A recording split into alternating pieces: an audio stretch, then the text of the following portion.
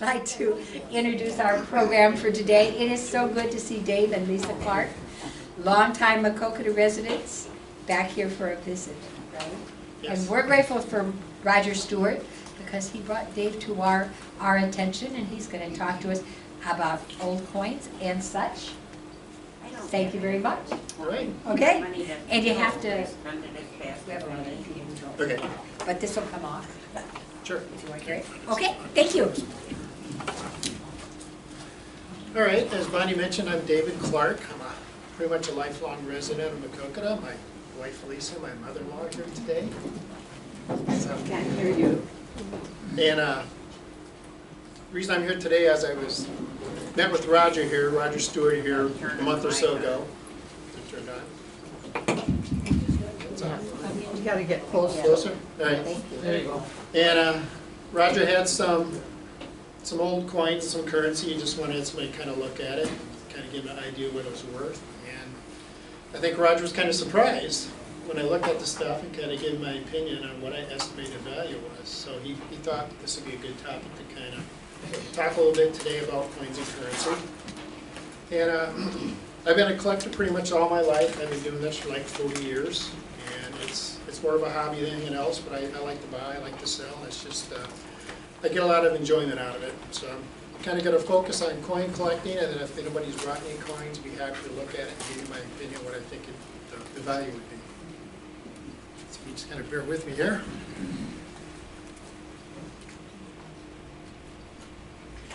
Okay. What's the value of old coins and currency? There's basically two values. There's wholesale value and retail value. Wholesale value, they have what they call a blue book, which you can buy at any bookstores, Hobby Lobby, and it's basically, it looks like one of these books right here. Except instead of being red, it's blue.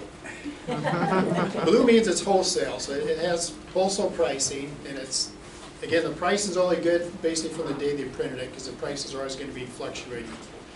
Retail value, they call that the red book. This one's here, and of course this is an old one from 1979, but I still use it. Coin dealers. Typically coin dealers, they use what is called the coin dealer newsletter, which is this right here. And this is called the Gray Sheet, and it comes out monthly, and coin dealers subscribe to this. This is basically the Bible to a coin dealer. This has all the wholesale pricing, and it's an average of all the dealers throughout the country. They contact them, and they find out what they're buying coins at, what they're selling coins at, and they publish it in this every month. So if you go to a coin show, you'll probably see this laying around at a coin dealer's table.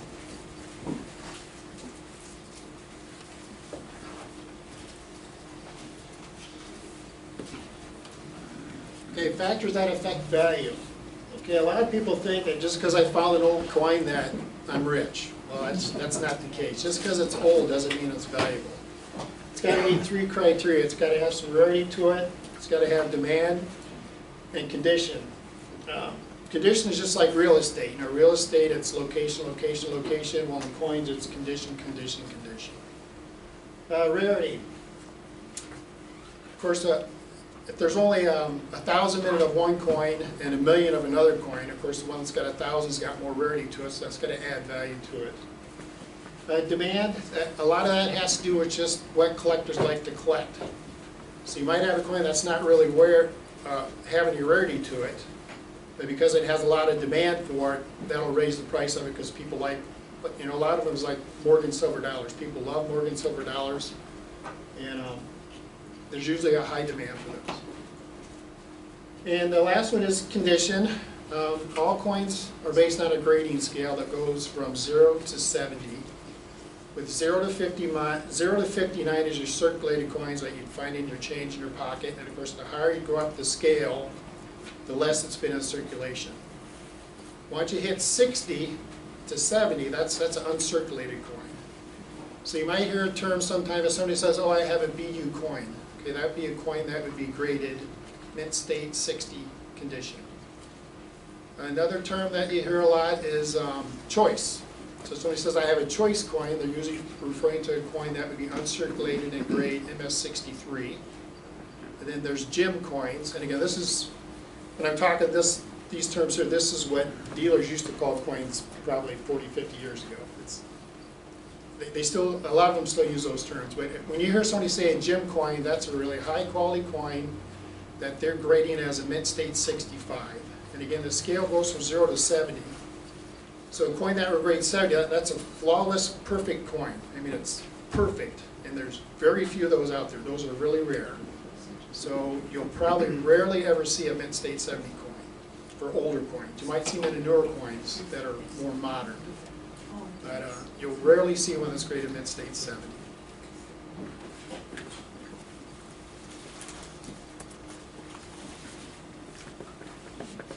Okay, how can I determine the value of my coins and currency?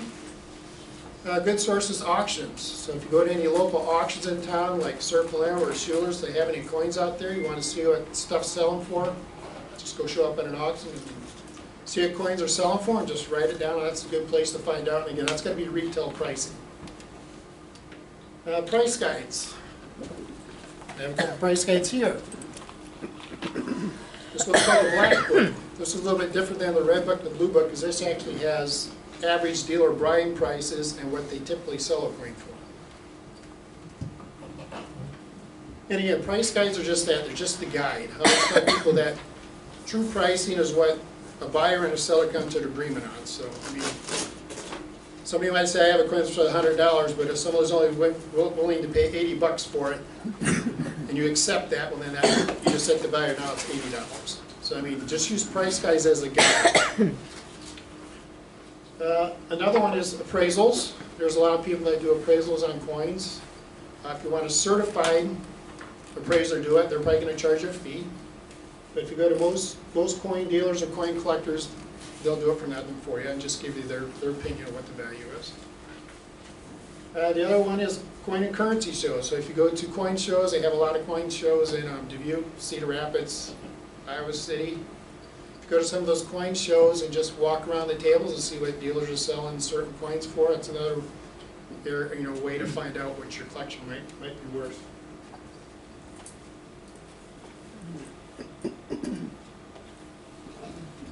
All right, so once you kind of figure out what you have, you think about maybe selling some of your coins and currency. One option is going to coin dealers. Okay, coin dealers, they're a good source, they're very knowledgeable people, but they're going to want to buy at wholesale prices. And I don't know about you, but if I want to sell something, I want to get towards retail prices. So you're probably going to find a happy medium. You probably won't get retail, but you probably get somewhere above wholesale. And just how good of a negotiator are probably going to determine how much of a value you're going to get for your coin. Another source is auctions. That can either be online auctions like eBay. You can do it on Facebook, some of these other ones, Twitter, some of those places. And of course you can do the in-person auctions, again like Circle M or Schuler's here. But one thing about auctions is you got to pay fees. And a lot of the auctions houses, depending on what the volume they have, it could be anywhere from 15 to 30% they'll charge you as a commission. And I know a lot of the auction places are kind of changing now where they charge actually a buyer's premium. So if somebody buys a coin for $100, there might be a 20% buyer's premium on top of that. So if you ever go that route, you want to definitely make sure what their fee structures are. Another option is coin collectors. People like myself and other people who just like collecting coins. If you know somebody who collects coins, or another source to find out. Sometimes they'll pay just as good as an auction would, and definitely more than dealers. Social media is a good place for selling. That'd be places like Facebook, Marketplace. There's a lot of people on Marketplace that are always looking for coins. And again, if you want to put the time in and the work, you can get pretty close to retail prices by using Marketplace. Again, if you use the online places like eBay, again, you're going to have to pay a fee. That's basically all I had. I was just going to show you some of the tools of coin collecting. Of course, you got your price guides. And if you're serious, you need to have a scale, because especially nowadays, there's a lot of fakes out there, so you need a scale so you can actually weigh coins and make sure they weigh what they should. You got a scale, you got to be able to calibrate your scale, so you got to have a weight. And of course, coins had different mint marks for the different mints. You know, there's Carson City had mints, New Orleans had a mint back in the day. Sometimes they're hard to read, especially as you're getting older, you gotta wear glasses, so it's nice to have a magnifying glass. And then, personally, I like to buy, not only collect for fun, but I like to do it for investment. And so I actually bought a machine that will tell me if I'm buying a bunch of silver, I can actually test it with this machine. It'll tell me if it's silver or if it's not silver. Oh. Same with gold. I can test gold coins at this too. Again, these aren't cheap, but if you're into it like I am, I thought this was a tool that I needed to make sure I was buying what I thought I was buying. I brought a couple examples, some coins and currency that I currently have. This is a Confederate note from 1864. Just kind of give an idea. It's not in perfect condition, but it's not terrible either. It's kind of in the middle. This here has a retail value of probably around $50. If I went to a coin dealer to try to sell it, I might get $20 for it. But of course, I usually don't go through coin dealers. I'll go through Marketplace. So usually when I sell stuff, I get close to retail value. One thing I forgot to mention was the grading scales. If you're serious about coins and you're doing it more as an investment than a hobby, you want to make sure you get your coins through a graded company, because that takes out the question of what is the grade of my coin, because everybody's got their own opinion when it comes to grading. There's 3 top coin grading companies. The one for this coin is PCGS, which stands for, what does it stand for now? I lost my train of thought. But anyway, the PCGS, it's Professional Coin Grading Service, that's what it is. This is the #1 company in America for grading coins, and it makes it a lot easier to sell coins. So this coin here that I got, it's a Mint State 63, and it's a $2.50 gold Indian. And this has a little over 1/10 of an ounce of gold into it. Again, retail value in this is probably around $700. But again, if I went to a coin dealer, I'd probably get $500 for it, somewhere in there. The next tier grading company is called NGC. That stands for Numismatic Guarantee Corporation. They're #2. And the third one is Annex, which is the American Numismatic Association. And they're the third. Now, those 3, if you get them graded by those, when you sell those, you usually get a premium, because you don't have to worry about grading. I mean, these are professional people, and you don't have to worry about it. If they say it's an MS-63 and you go to sell it, you'll get an MS-63 price for it. There's no argument.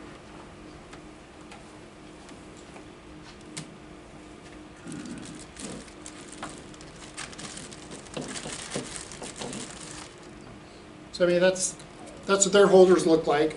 And then if you use Annex, here's one through Annex. This here is a Liberty nickel from 1883, and it's graded AU58. So I know if I go to sell this, I'm going to get an AU58 price for it. Then I also have some just what they call raw coins that aren't graded, but it has my own personal opinion of grade.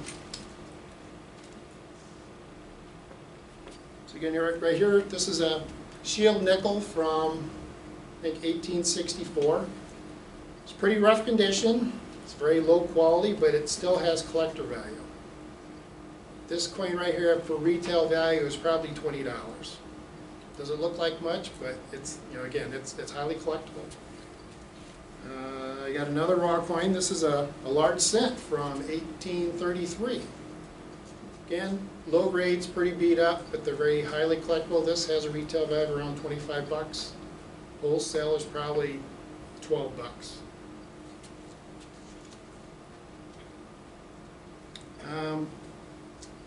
This is a Peace silver dollar from 1923. This one here is actually uncirculated. It's probably an MS-63, which is in the higher grade category.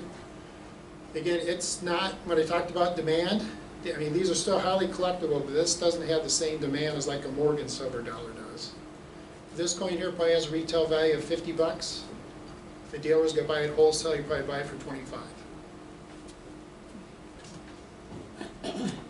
And that's all I got. If anybody has any questions or brought any coins you'd like me to look at, I'd be happy to do it. Yes? What do those grading places charge you to grade the coin? Usually the grading places, you have to be like a member, so you gotta pay like a monthly fee. And if you're not a member, you can go through a coin dealer who is a member, and it's usually like $20 to $30 a coin.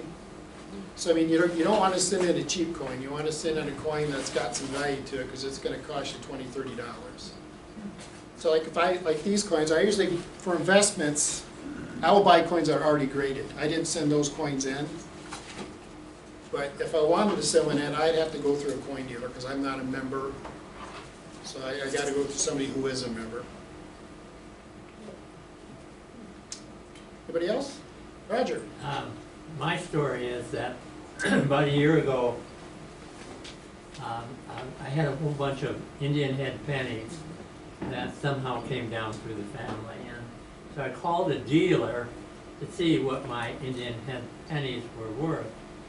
And the dealer said they're worth a penny. So that was kind of disappointing.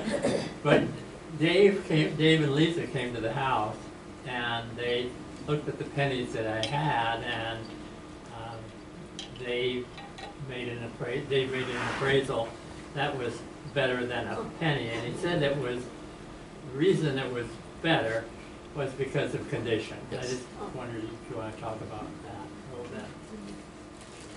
Yeah, as I get to say, when it comes to coins, condition is probably the main item that has the most effect on value.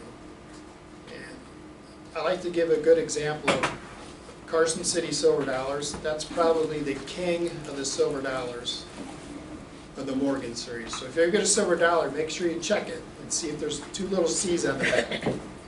Because a Carson City silver dollar, just a beat up, junky looking, really rough condition, is probably a minimum of $100. If you get one that's really nice and certified, just an example, the most sought after dollar in the Carson Cities is a 1889 Carson City. And just a beat up, awful looking, junky condition, that's like $500. Jeez. If you get one that's a little nicer and uncirculated, you're talking several $1,000s. And again, when it comes to grading, that's where it's important. If you got a really nice coin, an MS63 grade compared to MS64, I mean, it doesn't sound like a lot, that's only 1 point, but that could be $500 difference.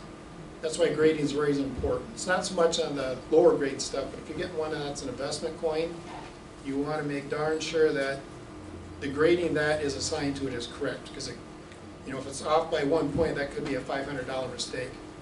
Yes? Should the old coins be cleaned up somehow for condition? No, never clean a coin.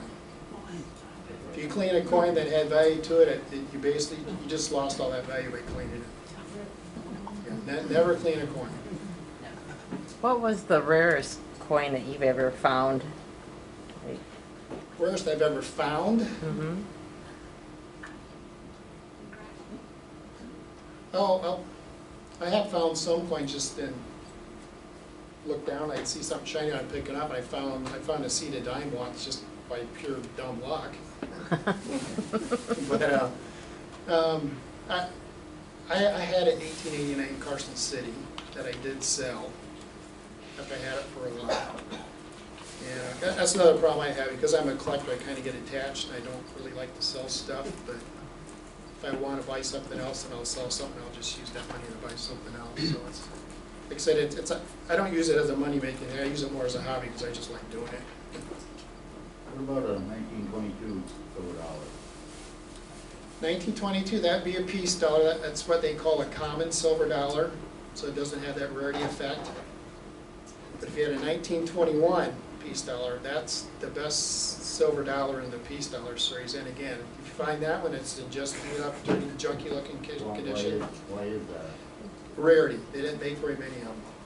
Where the other ones, like I said, they might only made a couple million of that one or a million of them, where the other silver dollars in that same era, they made millions.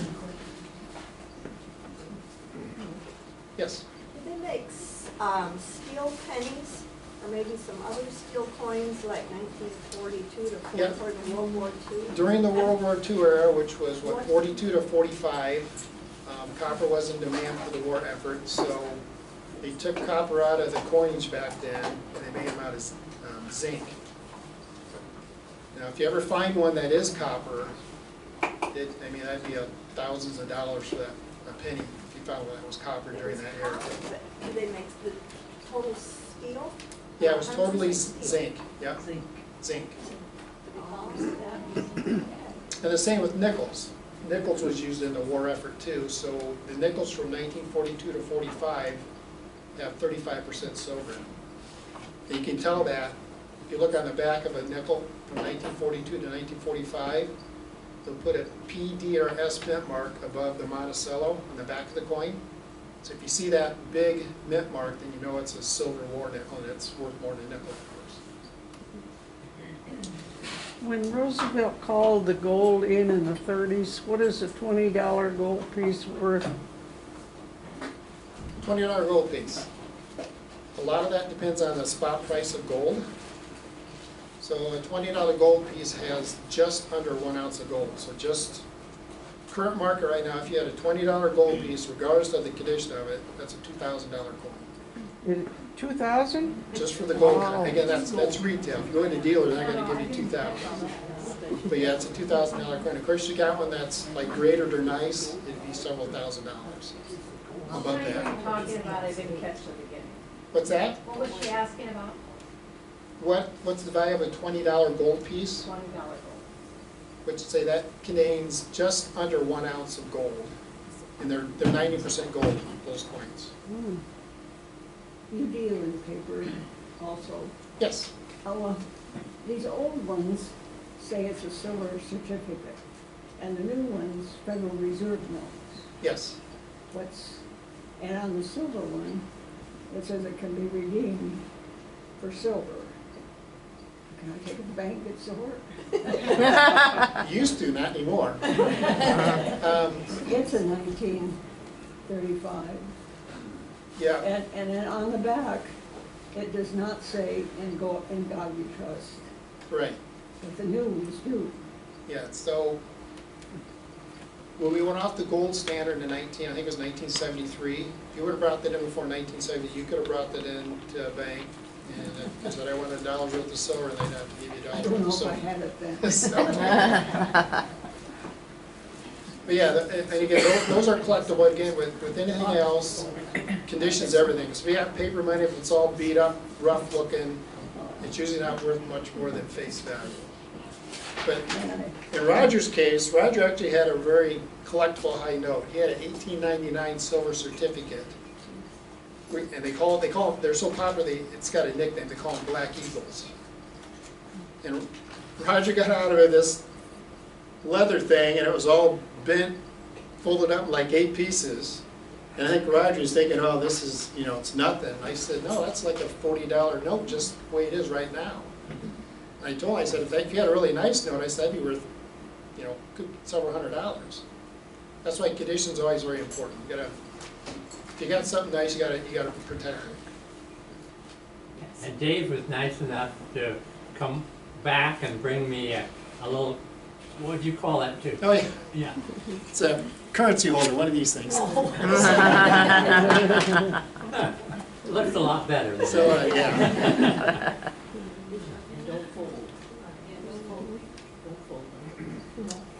Yes. The piece silver dollar, how do you tell the difference between that and regular silver dollars? This is a 1921 piece. Yeah. Piece silver dollars, they started many of those in 1921 to I think it was 1935 or 34, somewhere in there.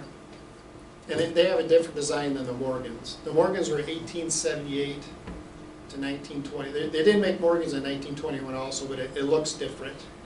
Because I've got some here from 1879 to 1921, some silver dollars. But yeah, I'll have to show them to you. Yeah, it sounds like those are probably Morgan dollars, Okay. be my guess. Yeah.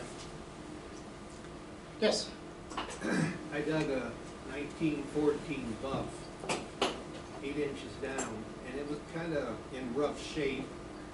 I kind of took a little brush and kind of but the dates really stands out real well. I don't know if it's a D or an S or Sure. whatever, but it's 1914, you can read on it. Yeah, we can look that up.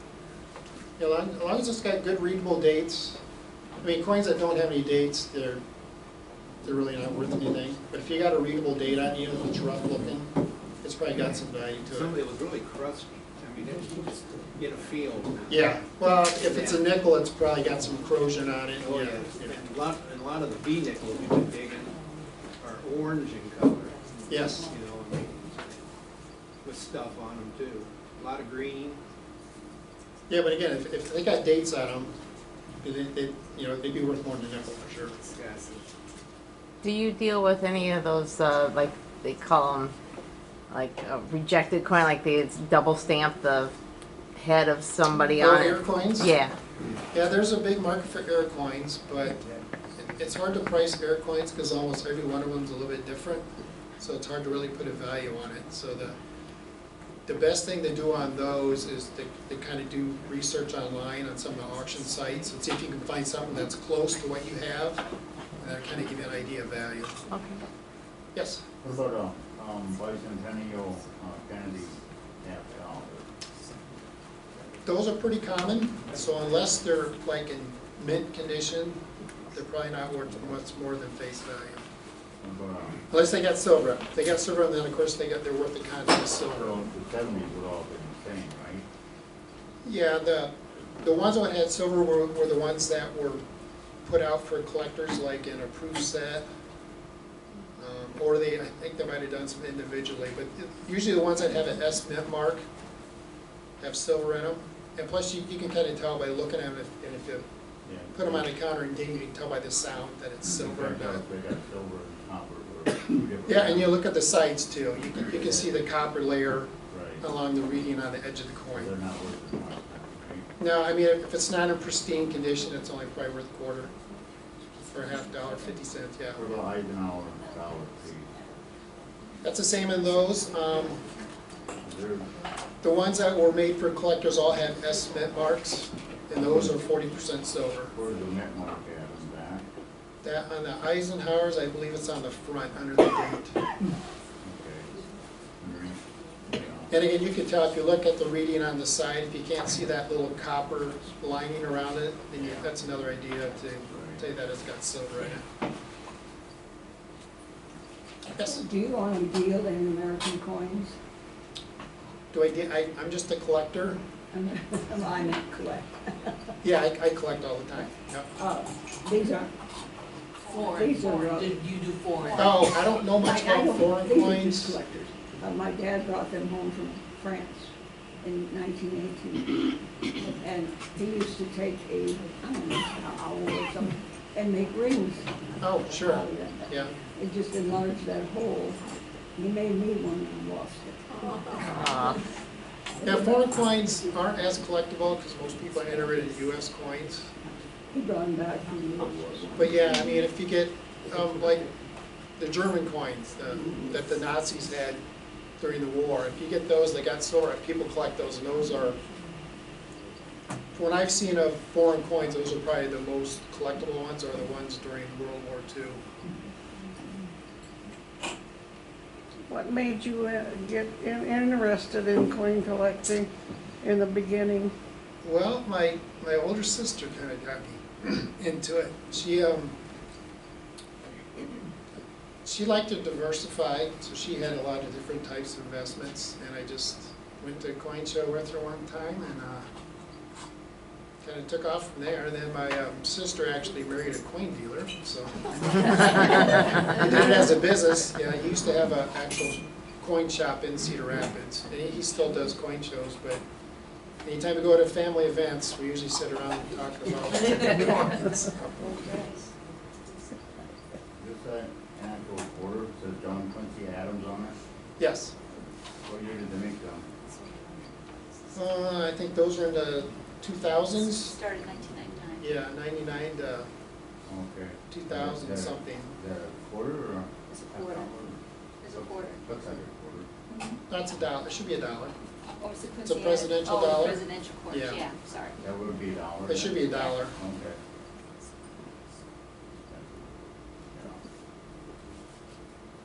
here. Yes, So did your wife ever come across any interesting coins at the bank and? Yeah, I did. Yeah. I did. My dad took coins on the Centennial Bridge, and so he found different ones that he thought were interesting. And I guess I'm overwhelmed because my dad he did it for fun, but I know he has German coins from when he was in Germany in World War II, and these coins that he got on the bridge. And I have a whole bag of them, and I don't know where to start. I mean, to me, it's overwhelming to look at those books. I'm thinking I'm gonna have to look up every coin. What would you? yeah, it is, I mean, that's where, if you wanna put, you don't wanna put all the time and effort into it, that's where like, you know, if you went through an auction house, they go through all your stuff for you. Mhm. But again, you gotta, you know, you're paying them to do that for you, Yeah. so. Yes, When you said don't wash them, so if there's jars and jars and jars of coins, and they're dirty, I mean, you know, they're all locked up in there with yeah, all the germs from the past. I mean, they feel, some of them feel tacky, and if you have, you don't want to even mess around. no, I mean. You know, they get dirty. I mean, they were dirty when they were put in there. If and you've now got they're coins that got a lot of multiplied. buildup on it, like dirt or crud, They just you can feel actually like soak them in water, just soak them, and no sometimes. Dawn or anything, huh? No, I wouldn't put any soap in it, Okay. just water, and sometimes that'll help break up, you know, the scale that's on it or the dirt. Mm-hmm. But yeah, when I'm saying clean, I'm saying you don't wanna like get out baking soda and start rubbing Oh. on there, or get vinegar and put it in vinegar, you know, you don't wanna do any of that stuff. Okay. Thanks for Yes. agreeing. I've got some pieces here that were made into jewelry. And they're in good condition, the coins, because they have been in Right. jewelry. So, yeah, got time to look at it Sure, yeah, later. jewelry's good, only thing is, if it's got a hole punched in it, it'll still have value, but it's gonna decrease the value because it's been damaged. Yeah, these don't. They're- But if it was actually put in Intact. a holder that was made for a coin, then you're good, yes. Mhm. And then I have a series here too. It's American presidents, and on the back it says $1 with the Statue of Liberty. I've got several of those from past presidents. No Yeah, year that on sounds them. like the dollar series from 1999. Okay, Yeah, most of those, if they're just circulate this, they're only gonna be worth $1. okay. Okay. Yes, You got 1912 dime facing right, and then I got another dime, I can't see the date on it, facing left. There's a difference, I mean, for value. facing left. I don't know what that one would be. They all face the same direction. I mean, 1912 would be a barber dime. What dime? A barber dime, What's that? it's got the barber dime has a different face on the obverse, the front side of the coin compared, because the dime after the barbers were mercury dimes, that's got the little mercury head with the little wings. Okay, so you're saying they should all face what direction? I think they all should face to the left. This one here faces right. Says 1912 on it, right? If it says 1912, it should be a barber dime unless, What yeah, would it should be a that barber dime. I could look at it, but yeah, it sounds like it's a barber dime. What does that mean, again? The barber that's who actually designed that dime, so it's usually named after the designer. You So- don't think they would face right? I don't think any of the dimes face right that I think of. I think they all face to the left. This one faces right, I think. But we can look at it. Yeah. I got all my books here, so we'll figure it out. Roger. You're a collector, do you sell too out of your collection, or you just keep collecting? No, I buy all the time and I sell all the time. That supports my habit.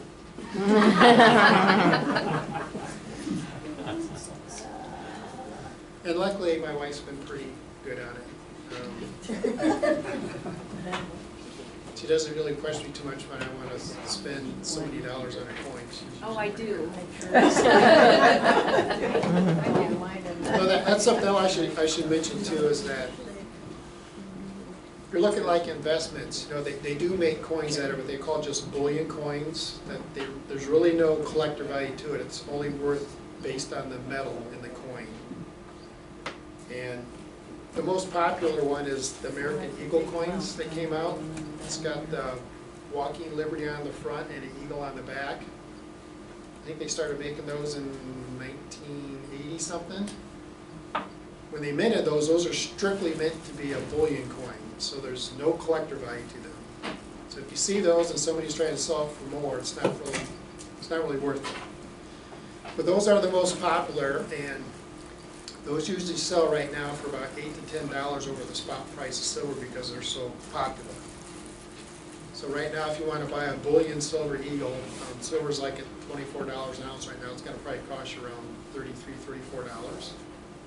But as an investor, I just want the silver, and I don't really care what the design is. So if you buy what they call a generic round, that can have any type of picture design on it, but they're only like $3 over spot. So you get more silver for the money that way. But for silver and gold where they're at now, everything sells for over spot price when you want to buy something.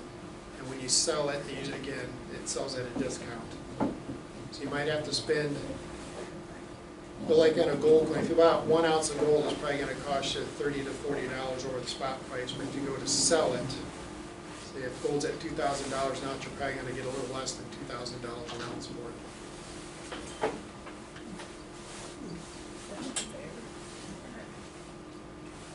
Anybody else? Is there any particular coin that you're searching for? I always like Carson City silver dollars. They're my favorite. So if everybody has one, I'd love to buy it. Yes, anybody else? Yes? You have a silver dollar here, 1881. If it's a Morgan, like you said, does it say that on it? Or That is a Morgan. If you had a peace dollar, it says peace on I it. had some peace dollars at home, but I didn't bring that. Yeah, no, this is a Morgan. 1881 would be a Morgan. How do you know that? Because it does not say peace. And the year In the falls year, in. yeah, in the year, yeah. Yeah, Morgan dollars are made from 1878 to 1921. So what's the dollar? That's pretty smooth. Okay, just in rough condition, Yeah. okay, it's 90% silver, Yeah. and it has about 3/4 of an ounce of silver in it. So if you go just off the silver price alone, it's probably got $16 worth of silver in it. But because it's a collectible silver dollar, it adds like another $8 to it. So it's probably $24, $25 if you went to sell it. That's for the peace one, or the Morgan's? Either one, because they both have the same amount of silver in it, and they're both collectible. I mean, the piece might be a little bit less because it's not as old as a Morgan. So instead of being $25, it might be $22. Another question, and these were probably mass produced, was the $half Iowa State good $half? Oh yeah, the commemorative $half. Yeah, because they were probably mass produced, are they? No, actually, they're not rare, but I mean, they're highly collectible. Again, depending on condition, if it's in really nice looking uncirculated condition, it's probably a $200 coin. If it's been around in circulation, it could be a $50 coin based on the wear.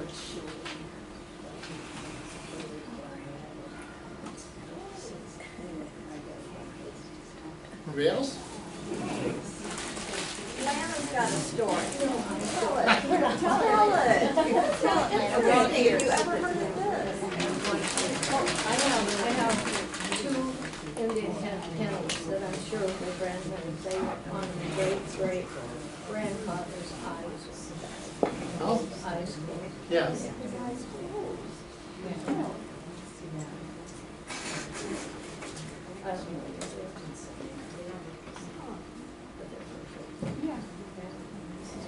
Yeah, Indian head pennies, if you got uncirculated, it's probably a $30, $40 coin, retail. It's got some wear to it. Could only be $1.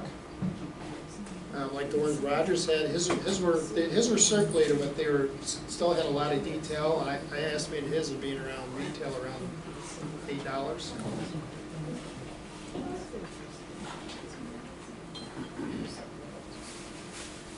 Yes?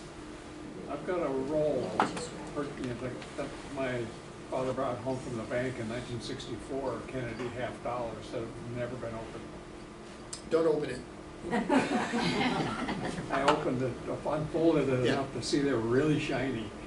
Yeah, if you got like original rolls and the original wrapping from the banks from like, a good example is like Franklin Halves. You can get a lot of Franklin Halves and the original rolls from like the mint, the government mint. Don't ever open that roll. It'll sell for a lot more money being in that condition. Even though you don't know what the coins look like inside, you know, you see the two on the outside, which again, that's gonna be an indication what it's like the inside, but yeah, that probably adds 30–40% to the value. Cool.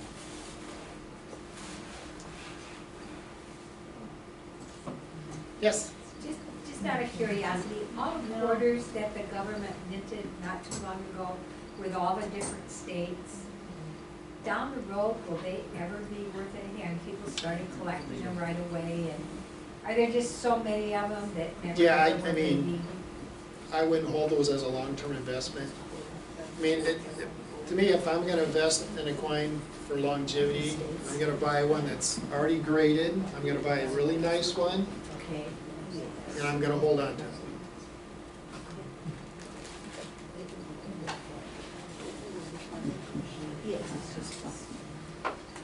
So, we had, Chuck Kurt came and did a program for us about when they took over the old Jackson State Bank, and he talked about how they opened a safety deposit box that had been not been claimed. They couldn't find the descendants or the owners or Yes. anybody, so they drove it and opened it, and it was full of old coins. So would somebody like you come in for the bank and evaluate all those? What happens to that? Yeah, in fact, I just did an appraisal for the bank yesterday. Did you? Yeah, so, is that a coincidence? Yeah. Okay. So somebody would just look at all those and make a determination? Just whether- look at them and see the condition and just do a quick like online search, you know. I mean, some of the stuff you're familiar with, you already know the value, but if it's something that's kind of unique, just do a quick online search, see if you can find it and come up with the value. What did you have to do to become an appraiser? I'm not an appraiser, Oh, I'm just a collector. oh, So- but you went into a bank to do an appraisal? Well, it's because my wife used to work there, and Oh. we have several classmates that work at the bank So not now, an so. official appraisal? Yeah, and that, that's okay. correct.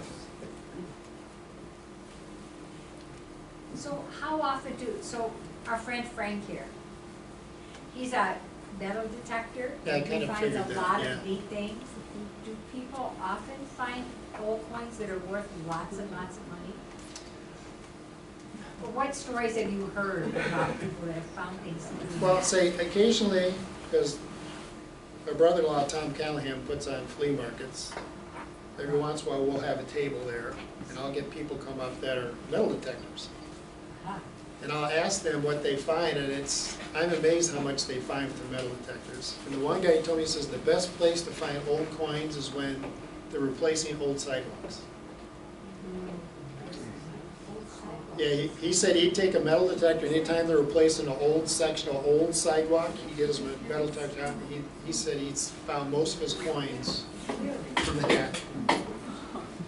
Weird. But I mean, none of them really found anything of real value, but I mean, they found some pretty old coins that, you know, I think the one guy, I think the most, he told me was, he might have found one coin that was worth a couple $100. I don't know what coin it was, but yeah, he said that's the best place. He said for replace sidewalks, he said get some metal detector and check it out before you pour new concrete. wow.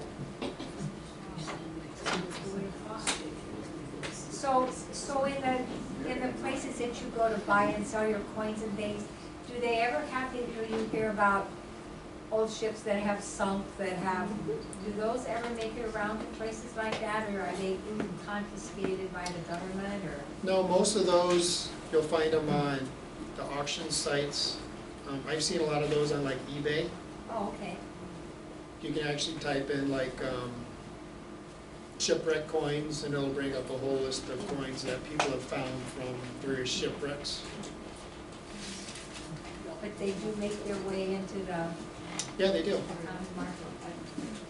Yeah, I actually had a couple shipwreck coins that I bought them from a older lady in town whose husband died, and she came into the bank one day and wanted to know where she'd get rid of some coins, and so I went over to the house and looked at her, and she didn't know nothing about coins.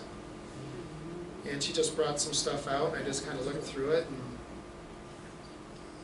I gave her my opinion. I said, if you want to sell it, this is what I give you. And I think she was kind of shocked, because I think she didn't realize, what it was worth. But she had a couple shipwreck coins that her husband had bought in somewhere, because they're already graded and everything. So yeah, you never know what you run into.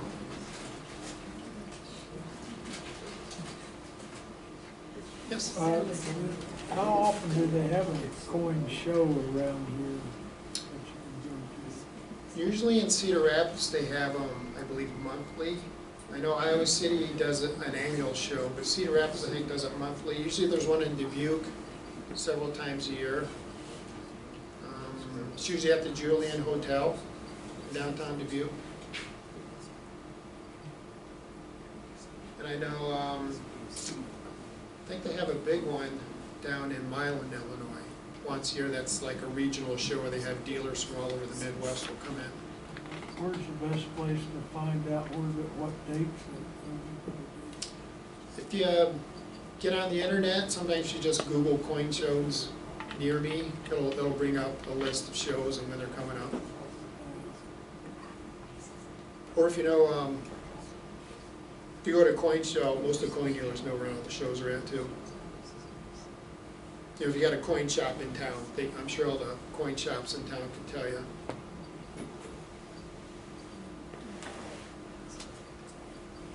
Is it, I have lots of questions, right? Go for it. Is it still against, or is it against the law to do things to coins? Like you see people drilling holes and making necklaces or making them into rings, or putting them in little machines that flatten them out? Is that, can you do that? I think you can, because the Buffalo nickels, a lot of people that are like artists, they'll make the Indian look like something else. So I think there's a market for that, but yeah, I don't think it's against the law to do that.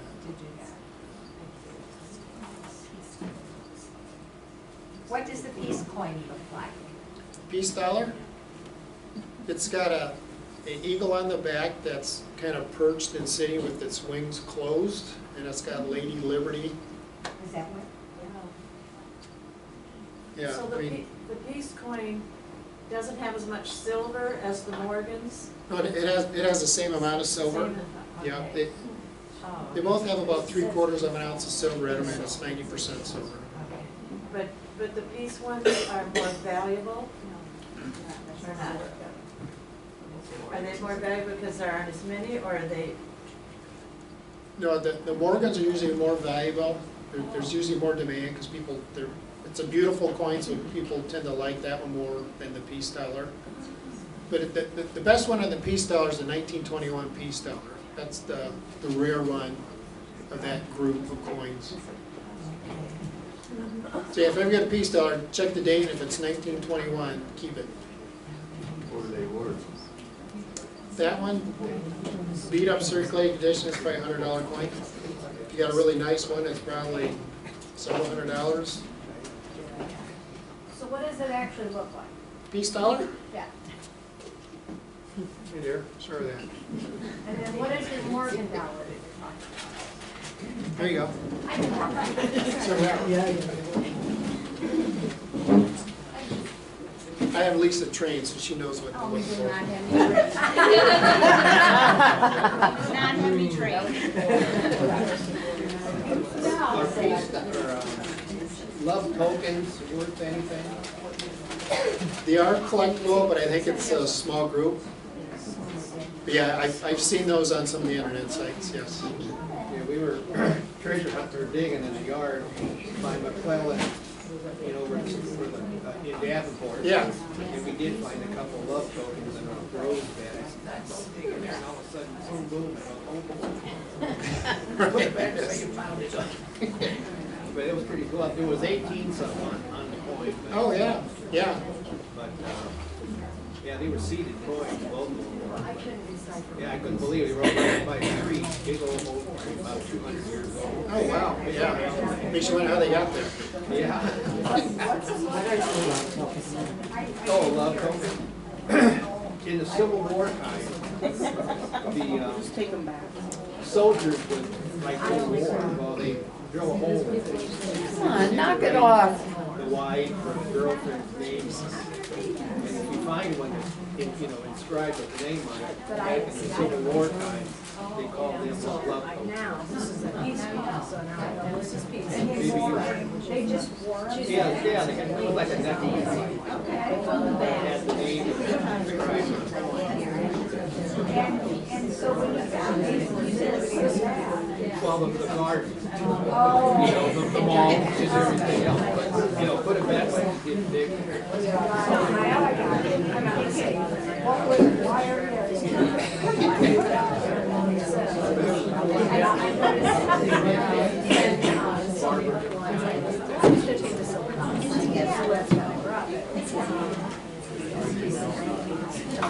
Are we good? We're good, you have lots of people who want to talk to you. All right, thank you.